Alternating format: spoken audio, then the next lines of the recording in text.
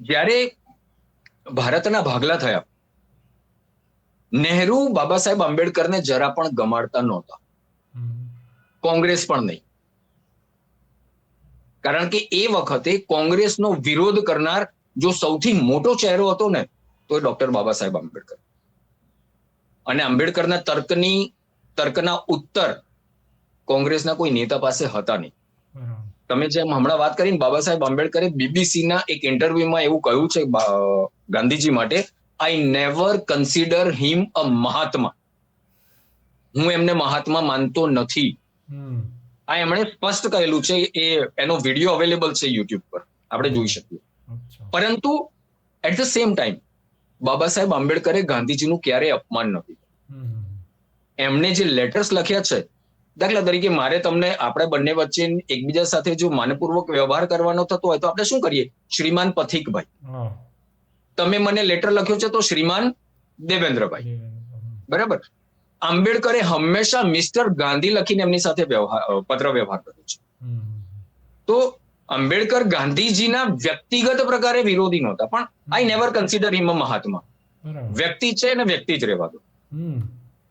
Even એમણે એમની પોતાની જન્મ જયંતિ ઉજવાતી હતી ત્યારે ભાષણમાં એવું કહ્યું હતું, તમે વ્યક્તિ પૂજા ન કરો. એ વ્યક્તિ પૂજાના પણ એટલા જ વિરોધી હતા. પણ હવે નહેરુ તરફ આવીએ. 1947માં જયારે કેબિનેટ બનવાની હતી, જે પહેલું લિસ્ટ ગયું હતું કેબિનેટનું, એમાં ડોક્ટર બાબા સાહેબ આંબેડકરનું નામ નહોતું. ગાંધીજીના કહેવાથી બાબા સાહેબ આંબેડકર સંવિધાન સભાની અંદર ડ્રાફ્ટિંગ કમિટીના ચેરમેન, સભ્ય અને પછી ચેરમેન બન્યા. અને ગાંધીજીના કહેવાથી જ કેબિનેટમાં એમને લેવામાં આવ્યા. નહેરુ નહોતા ઈચ્છતા. આ વાસ્તવિકતા છે. નહેરુએ મોકલેલું લિસ્ટ અવેલેબલ છે, જોવું જોઈએ. એમાં આંબેડકરનું નામ નહોતું. નહેરુ આંબેડકરથી કેટલી એમ કહીએ ને ઘૃણા કરતા હતા, એવું કહું તો ચાલે. કે હું તમને કહું બરું, બાબા સાહેબ આંબેડકરે જ્યારે નહીં 1901 સેકન્ડ, અત્યારે જ્યારે કોઈ કોંગ્રેસનો નેતા કોંગ્રેસ છોડીને ભાજપમાં આવે કે બીજા કોઈ પાર્ટીમાં જાય, તો કોંગ્રેસ બહુ એકદમ અલગ રીતે એને રિએક્ટ કરે છે, બહુ જુદી રીતે. બરાબર. તમે કલ્પના કરો, જે વ્યક્તિ ડોક્ટર બાબા સાહેબ આંબેડકરનો પીએ છે, નારાયણ કાજરોલકર, દૂધ વેચે છે. ભારતના સર્વપ્રથમ સામાન્ય ઇલેક્શન, લોકસભા ઇલેક્શનમાં કોંગ્રેસે બાબા સાહેબ આંબેડકરના પીએને ફોડ્યો છે, એનો પક્ષ પલટો કરાયો છે. અને નારાયણ કાજરોલકરને આંબેડકર સામે ઉભો. આંબેડકરની વિરુદ્ધ નારાયણ કાજરોલકર અને નહેરુ 2 વખતે ત્યાં આગળ પ્રચાર કરવા ગયા છે. કલ્પના કરો તમે. હરાવવા માટે. હરાવ્યા પછી એડવિનાને લેટર લખ્યો છે. હા, ખુશી વ્યક્ત કરતો સરસ મજાનો લેટર લખ્યો છે એડવિના માઉન્ટબેટનને, કે અમે આંબેડકરને હરાવી દીધા. મને આનંદ છે, એવું કાઇન્ડ ઓફ લખ્યું છે એમણે. પણ હવે એમાં નથી જવું. આજે કોઈ આંબેડકરવાદી હોય તો ભૂલથી એ કોંગ્રેસમાં જાય ખરા? કોઈ ખરેખર આંબેડકરના શબ્દોમાં કહું, joining Congress is a suicide. અચ્છા. જિગ્નેશ મેવાણી કોંગ્રેસમાં જોડાવું એટલે આત્મહત્યા છે. અચ્છા. આ આંબેડકરના શબ્દો છે, મારા નથી. આ એમણે કહેલા છે. હવે હું વાત કરતો હતો નારાયણ કાજરોલકર. નારાયણ કાજરોલકર બાબા સાહેબ આંબેડકરના પાર્ટીમાં હતા, શેડ્યુલ કાસ્ટ ફેડરેશન. એને કોંગ્રેસમાં લીધા. નારાયણ કાજરોલકરનું અનુસૂચિત જાતિના સમાજ માટે કેટલું યોગદાન છે એ ઇતિહાસમાં લિખિત છે. બાબા સાહેબ આંબેડકરનું કેટલું છે એની કલ્પના કરો. ડ્રાફ્ટિંગ કમિટીના ચેરમેન, સર્વપ્રથમ લો મિનિસ્ટર, અર્થશાસ્ત્રી. બાબા સાહેબ આંબેડકરનું મહાપરિનિર્વાણ 1956 6 ડિસેમ્બરના દિવસે થયું. બાબા સાહેબ આંબેડકરને ભારત રત્ન, હું પદ્મભૂષણ, પદ્મવિભૂષણ, પદ્મશ્રીની વાત નથી કરતો, એ તો નથી જ આપ્યું. ભારત રત્ન નહેરુજીએ જીવતે જીવત લઈ લીધું, ઇન્દિરાજીએ લઈ લીધું, અને રાજીવજી ગયા એના પછીના જ વર્ષે મળી ગયું. That is a different story, આપણે એમાં નથી જવું. પણ બાબા સાહેબ આંબેડકરને જ્યારે VPC ની સરકાર આવી, ભારતીય જનતા પાર્ટીના ટેકાવાળી સરકાર આવી, ત્યારે નિર્ણય નક્કી થયું કે બાબા સાહેબ આંબેડકરને ભારત રત્ન મળશે. હવે હું તમને એક બહુ મોટી વિચિત્રતા કહું. સરદાર પટેલને બી ત્યારે જ આપી. હા હા, સરદાર સાહેબની એમની તો પ્રશ્ન જ નથી. સરદાર સાહેબ તો નહેરુજીને ગમતા જ નહોતા. સૌથી પહેલું હું પણ કહું કે સૌથી પહેલું EVM ત્યારે દેશ હેક માટે કર્યું. પછી આવાને સહન કરી લેતા હતા સરદાર સાહેબ, નહેરુ જેવાને દેશ માટે એમ કે. હા, બિલકુલ બિલકુલ બિલકુલ. સરદાર સાહેબની દેશભક્તિને સાહેબ ટાંકણીની અણી જેટલી જગ્યા નથી. સરદાર સાહેબની દેશભક્તિ પર કોઈ વ્યક્તિની હિંમત નથી આટલા વર્ષો પછી પણ કે આંગળી ઊંચી કરી શકે. 562 રજવાડા ભેગા કરવા એટલે નાની માના ખેલ નહોતા સાહેબ. નહેરુજીએ ખાલી કાશ્મીર સાચવ્યું હતું, આજે પણ ભોગવ્યા આપણે, હમણાં સુધી ભોગવ્યું. આપણા અનેક શૌર્યવાન સૈનિકો ત્યાં ગાડી વીરગતિ પામ્યા. નહેરુજીએ સાચવ્યું. એની સામે હૈદરાબાદ સાથે શું કર્યું? સરદાર મૂવીનો મને એક બહુ સરસ ડાયલોગ યાદ છે. સરદાર મૂવી પરેશ રાવલે સરદાર સાહેબનો રોલ કર્યો છે. અને જ્યારે હૈદરાબાદનો પેલો જે દિવાન છે એ સરદારને મળવા આવે છે અને ધમકી આપે છે કે તમે અમારી ઉપર જો કોઈ સશસ્ત્ર એક્શન લેશો તો અમે ત્યાં ગાડી લોહીની નદીઓ વહાવી દઈશું. સરદાર એકદમ શાંતિથી એવું કહે છે કે જબ આપ વહાં પર ये कर रहे होंगे तब हम शांति से बैठे होंगे. પેલો સમજી જાય છે કે આ શું કહેવા માંગે છે. તમે કલ્પના કરો. હવે હું તમને વાત કરતો હતો Narayan Kajrolkar. Narayan Kajrolkar was never a minister. આંબેડકરના પાર્ટીમાં રહીને વ્યક્તિ મોટા થયેલા હતા રાજકીય રીતે. એ વ્યક્તિને 1970માં પદ્મભૂષણ મળે છે. 1970માં નારાયણ કાજરોલકર, જે વ્યક્તિએ 1951ના ઇલેક્શનમાં 1951ના ભારતના સર્વપ્રથમ ઇલેક્શનમાં ડોક્ટર બાબા સાહેબ આંબેડકરને હરાવ્યા છે, એને 1970માં પદ્મભૂષણ મળી જાય છે. બાબા સાહેબને પદ્મભૂષણ નહીં, પદ્મવિભૂષણ નહીં, પદ્મશ્રી નહીં, ભારત રત્ન 1990માં. આટલી હદ સુધી કોંગ્રેસને બાબા સાહેબ આંબેડકરથી ઘૃણા હતી, નફરત હતી. હું એક બીજી વાત કહું તમને. ભાંડારાનું એના પછી 54માં ઇલેક્શન થયું, પેટા ચૂંટણી હતી. એમાં પણ બાબા સાહેબને હરાવ્યા. એ વખતે ડાંગે હતા કોમ્યુનિસ્ટ પાર્ટીના. એમના વક્તવ્યમાં એમણે એવું કહેલું છે કે તમારા વોટ બગાડજો પણ આંબેડકરને ના આપતા. હું એ આંકડા ભૂલી ગયો છું, પણ આંબેડકર જેટલા વોટથી હાર્યા એનાથી લગભગ 7 થી 8 ગણા નહીં, 74,000 વોટ રદ બાતલ થયા હતા. તમે કલ્પના કરો, 1.5 લાખ વોટ રદ બાતલ થયા હતા. વોટ ચોરી હશે તો. હા, એ છે. અને એ લોકોના તો બીજી એક વાત કહું, છે ને એટલે 2012 વાળો જે કેસ છે ને એ તો બહુ જ અગત્યનો છે. કોંગ્રેસની ઘૃણાનું આ એક બીજું શિખર છે. 2012 આપ્યો. NCERT ના પુસ્તકમાં એક કાર્ટૂન છપાયું છે. એ પુસ્તક 2006માં છપાઈ ચૂક્યું હતું. એ કાર્ટૂન લગભગ 1948માં શંકરે બનાવેલું, જેમાં એક કાચબા ઉપર બાબા સાહેબ આંબેડકર બેઠા છે અને નહેરુ એમને ચાબુક મારે છે. સાહેબ એ વખતે એટલો હોબાળો થયો કે તત્કાલીન સમયે આઈ થોટ ચિદમ્બરમ કે સિબ્બલ આઈ થિંક માફી માંગવી પડી છે સંસદમાં. અરે NCERT ના પુસ્તકો બદલાયા અને તમારા શિક્ષણ મંત્રીને ખબર સુદ્ધા ના પડી કે આવું એક કાર્ટૂન. એટલે હજી સુધી ભારત રત્ન આપ્યા પછી પણ, મળ્યા પછી પણ ભારત રત્નનું આ રીતે અપમાન કરે છે. હું તમને બાબા સાહેબ આંબેડકરનું જે રાજીનામું હતું ને એની વાત કરું, ખાસ કરીને હિન્દુ કોડ બિલ. હા, જિગ્નેશ મેવાણી એના રિલેટેડ કંઈક કીધું ને, નહેરુને. હા, એને એક વિડિયો શેર કર્યો હતો જિગ્નેશભાઈએ. જિગ્નેશ મેવાણીએ એક વિડિયો શેર કર્યો હતો ને એમાં એવું કહ્યું હતું કે બાબા સાહેબ આંબેડકરે હિન્દુ કોડ બિલના, એટલે RSS ના કારણે હિન્દુ કોડ બિલ પાસ ન થયું. હવે પ્રશ્ન એ થાય કે કોઈ કાયદો હું લઈને આવું તો મને ખબર હોય કે કાયદાનું કોણે શું કર્યું, બરાબર. ઓથેન્ટિક કોણ કહેવાય કાયદા વિશે બોલવા માટે? The person who bring the bill. એ વ્યક્તિ જે બિલ લઈને આવ્યા. હા, બરાબર છે. હવે એ મેં લખેલું કે 11મી એપ્રિલ 1947 ના દિવસે આ બિલ રજૂ કરવામાં આવ્યું હતું પહેલી વખતે. બાબા સાહેબ કહે છે કે મને નહેરુએ પ્રોમિસ કર્યું હતું કે કોઈ પણ ભોગે આ બિલ હું પસાર કરાવીને જ રહીશ. પરંતુ આમાં પરિસ્થિતિ એવી થઈ કે જો બિલ પાસ થાય ને તો ક્રેડિટ કોને જાય? બાબા સાહેબ. બાબા સાહેબને. નહેરુ નહોતા ઈચ્છતા.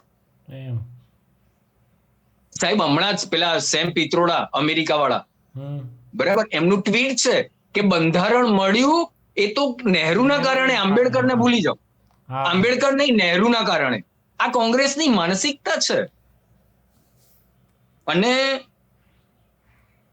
આંબેડકર એવું કહે છે જ્યારે બિલમાં પાર્ટીમાં ચર્ચા કરવામાં આવી, પાર્ટીમાં, ત્યારે 120 માંથી માત્ર 20 લોકોએ વિરોધ કર્યો છે. એટલે 100 લોકો સમર્થનમાં હતા. બરાબર. અને છતાં નહેરુએ બિલ પડતું મૂક્યું. આંબેડકરે એમના જીવનમાં છે ને 2 વ્યક્તિ માટે આ શબ્દ પ્રયોગ કર્યો છે કે એમની કથની અને કરણીમાં ફરક છે. એક ગાંધીજી અને બીજા નહેરુ. જ્યારે એમણે રાજીનામું આપ્યું 27 સપ્ટેમ્બર 1951 ત્યારે એમણે કહ્યું છે કે જો હું એવું ન વિચારું કે વડાપ્રધાનની કથની અને કરણી વિરોધાભાસી છે તો એમાં ચોક્કસ મારો દોષ નહીં. કથની અને કરણીમાં ફરક છે. બીજું, એમણે રાજીનામા માટે 5 કારણો આપ્યા છે. એક નહીં, 5 કારણ આપ્યા છે. અને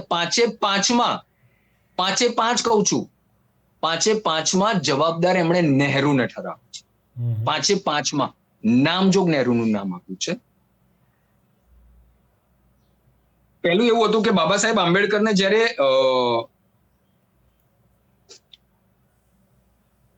મિનિસ્ટ્રીમાં લેવાયા ને ત્યારે બાબા સાહેબ આંબેડકરે એવું કીધું હતું કે મારો અનુભવ છે, જ્યારે વાઇસરોયની કેબિનેટમાં એ પ્લાનિંગ કમિશનમાં હતા, તો કે મારો આયોજનનો અનુભવ છે, તો દેશના નિર્માણમાં મને મારો અનુભવ કામમાં આવે એવું ખાતું આપો. એમણે એમાં એ જે રાજીનામાનું ભાષણ એમણે આપ્યું હતું ને એમાં એમણે કહ્યું છે કે અમે વકીલો, એટલે બાબા સાહેબ આંબેડકર પોતે LLB પણ હતા, અમે વકીલો કાયદા મંત્રાલયને તો ઘરડા વકીલોની કેરમ ખેલવા માટેની જગ્યા માનીએ છીએ, ટાઈમપાસ કરવા માટેની. આ જે બાબા સાહેબને આપવામાં આવી હતી. અને એ વખતે નહેરુએ, બાબા સાહેબે એમના ભાષણમાં કહ્યું છે, પત્રકારોને જે કહ્યું એમાં, કે મને પ્રોમિસ કર્યું હતું કે હજી આયોજન ખાતું બન્યું નથી, જ્યારે બનશે ત્યારે તમને આપીશું. અને બાબા સાહેબ કહે છે કે બહુ મોડું બન્યું અને જ્યારે બન્યું ત્યારે મને યાદ પણ ન કરવામાં. કલ્પના કરો, આજે આ કોંગ્રેસના જવાહરલાલ નહેરુના વંશજો એ આ બધી વચન ફોક કર્યા અને ભૂલી ગયા અને આ તેની વાતો કરે છે. હજી તો બહુ વાર પણ નહોતી થઈ. જે ડ્રાફ્ટિંગ કમિટીના ચેરમેન, સંવિધાન નિર્માતા, એની સાથે આ ફ્રોડ કર્યું છે. પહેલું કારણ આપ્યું. એમનું પહેલું કારણ છે પ્રધાનમંત્રી શ્રી જવાહરલાલ નહેરુ દ્વારા પોતાની અને પોતાના અનુભવ, અભ્યાસ અને કુશળતાની એકધારી અને સતત અવગણના.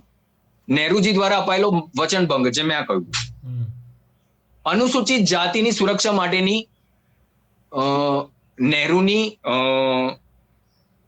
કહેવાય ને અવગણના. એ જ એમણે કીધું કે જ્યારે આ શબ્દ હું તમને કોટ કરું છું કે આપણા વડાપ્રધાનના 24 કલાક મુસ્લિમોની સુરક્ષામાં જાય છે.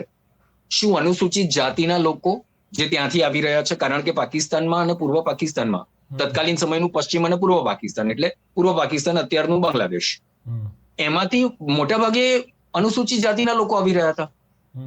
શું એમને સુરક્ષાની જરૂર નથી? ક્રિશ્ચિયનોને સુરક્ષાની જરૂર નથી, પણ વડાપ્રધાનના 24 કલાક મુસ્લિમોની સુરક્ષા માટે જાય છે, મુસ્લિમોની સુરક્ષાની ચિંતામાં જાય છે. બીજું, એમણે કહ્યું કે મને એક જ ખાતું હતું. ડોક્ટર બાબા સાહેબ આંબેડકર પાસે જ્યારથી કેબિનેટમાં આવ્યા ત્યારથી લઈને આંબેડકર પાસે એક જ ખાતું. આંબેડકર એવું કહે છે કે બીજા કેટલાક એવા મિનિસ્ટર્સ હતા જે ઓવરલોડેડ હતા, બહુ બધા ખાતા, પણ એમની પાસે એક કરતા વધારે ખાતા હતા. મારી પાસે એક જ હતું. મને બીજું ખાતું આપવામાં ન આવ્યું. પેલું આયોજન વાળું પ્રોમિસ તો તોડ્યું, બીજું પણ નહીં. એટલું જ નહીં, કોઈ મિનિસ્ટર જો પ્રવાસે જાય તો એમનું ખાતું મોટા ભાગે કોઈકને સોંપીને જતા હોય, કારણ કે એ ગયા ત્યાં સુધી ઓફિસ અટકે તો નહીં જ. એ પણ ક્યારેય નથી મળ્યું, એ પણ નહીં મળ્યું. એટલે કલ્પના કરો, તત્કાલીન સમયે મારી જો જાણકારી ખોટી નથી તો 2 જ મિનિસ્ટર હતા જે કોંગ્રેસના નહોતા, શ્યામાપ્રસાદ મુખર્જી હિન્દુ મહાસભા અને doctor Ambedkar schedule caste federation. Ambedkar સાથે આ થઈ રહ્યું.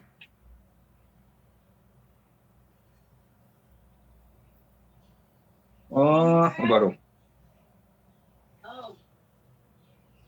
બીજું જે એમણે કહ્યું છે ને, જે 5 એમણે કારણ આપ્યા, એમાંનું એક હતું નહેરુની આદર્શવાદી નિષ્ફળ વિદેશ નીતિ. બાબા સાહેબ આંબેડકરે એક જગ્યાએ એવું કહેલું છે કે ભારત શા માટે વીટો પાવર માટે પ્રયત્ન નથી કરી રહ્યું. એ કરવો જોઈએ ભારતે પ્રયત્ન, અને આપણને મળવું જોઈએ. જ્યારે ઓફર થયું ત્યારે તો વિજયાલક્ષ્મીજીનું ને નહેરુજી વચ્ચેનું કોન્વર્સેશન છે. નહેરુજી એવું કીધું હતું કે ચીન અમારો મોટો ભાઈ છે, એને મળવું જોઈએ. ચીન પાસે ગયું. વીટો પાવર આજે પણ આપણે માંગી રહ્યા છીએ કે ભાઈ સિક્યુરિટી કાઉન્સિલનું રિફોર્મ કરો, અમને આપો, અમે સૌથી મોટી લોકશાહી છીએ. આ બધી મૂર્ખાઈઓ નડે છે આજે પણ એની. હા, બાબા સાહેબ આંબેડકરે યુનોમાં કાશ્મીરને લઈ જવાનો પણ વિરોધ કર્યો હતો. જે વડાપ્રધાન નરેન્દ્ર મોદીએ જે કર્યું, બરાબર, કેન્દ્ર શાસિત પ્રદેશ બનાવ્યા, બાબા સાહેબ આંબેડકરે એ વખતે 2 ફોર્મ્યુલા રજૂ કરી હતી.